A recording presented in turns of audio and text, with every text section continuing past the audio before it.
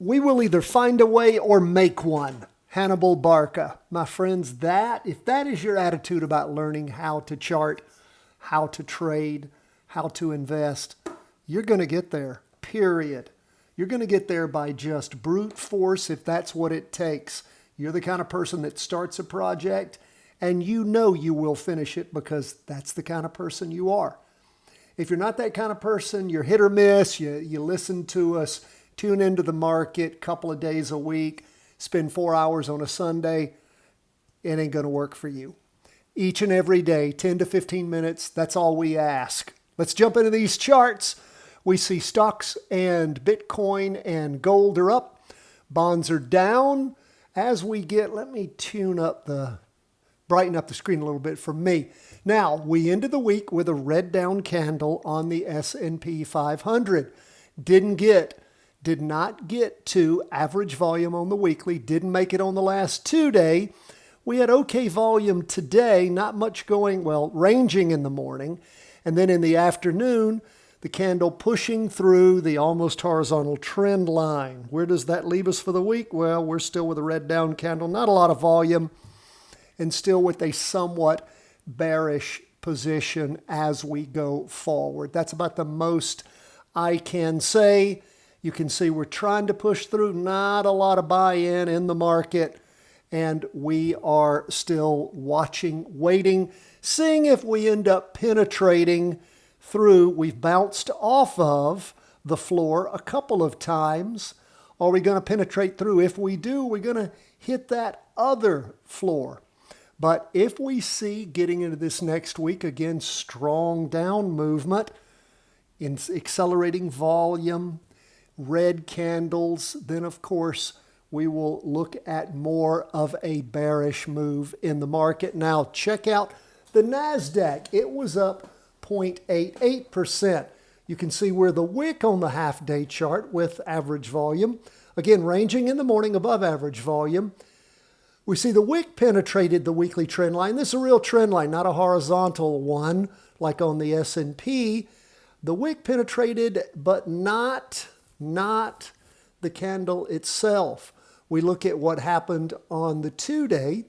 We had a little bit above average volume. Remember, this green volume metric just means it opened lower than the prior close on Thursday. And what do we have there? You have to really sort of zoom into that one to see what you got. You got just a doji there. It means lots of indecision. Lots and lots of indecision, but staying below both the wick and, of course, you can't really hardly call that a candle. It's a doji. Means extreme indecision, staying below the weekly trend line. And, of course, we're in our third week of down movement. As we talked about yesterday, the low throughout the course of this week was 593.34. That prior low, interim low, back on the week beginning the 2nd of February was 594.76. So we've hit a little bit lower low. We are bearish right now. We haven't had a full penetration of the trend line on any of these charts, all three of the time frames. So again, we are bearish on tech stocks. That is the NASDAQ 100, the Qs. What about bonds? Bonds, again, this week has been bullish, moving up.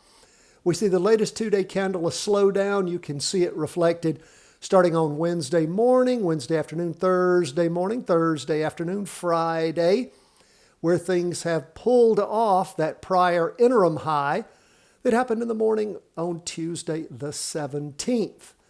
Still, though, we have up movement, higher high for the week, nice green up candle, push through that first potential ceiling.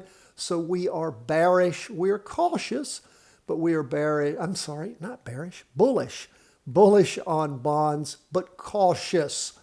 And again, just a 0.25% pullback for the day. Gold is continuing to do what? Just run right up that weekly trend line on both the 2-day and the half-day, and of course on the weekly. Now, indecision this week, low volume, green spinning top. Again, so many of you did read our point paper. You can still find it at chartingwealth.com under the trainings. It's the latest paper we wrote. where we analyzed precious metals, we still think there's some bullish moves left in gold and in precious metals. Again, after this huge sell-off that we saw that week, well, it was actually the end of the week, the 30th of January, Friday the 30th of January, and the start of the following week, the 2nd of February, where gold really moved down. And then since then, it's been slowly but surely winding up, and again, up 2% for the day. So we are bullish on gold. Now, what about Bitcoin?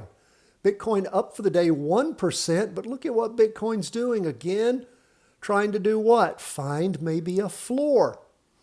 Where's this coming from? Well, we don't have anything going back on this over many months, but we do have the interim low back on the week. Put that in the week beginning February the 2nd. You can actually see when it actually happened, which was Thursday, that week, Thursday the 5th in the afternoon.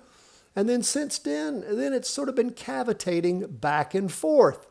Up a little today, maybe down a little bit yesterday and Tuesday, up on Friday. So again, just sort of back and forth. That was last Friday, not this Friday. Well, where it was up to. So again, we are bearish. That is negative on Bitcoin, but looking to see if maybe it's laying a base from which it can start recovering. That is where we are, my friends, as we end the day. Interesting week. Still waiting to see if there's going to be a catalyst to really plunge stocks. And I'm wondering about what all this talk with the Supreme Court and tariffs is going to do to that on Monday. We shall see. God bless, my friends. All the best from the whole team at Charting Wealth. Always don't hesitate to reach out to us, CW@chartingwealth.com.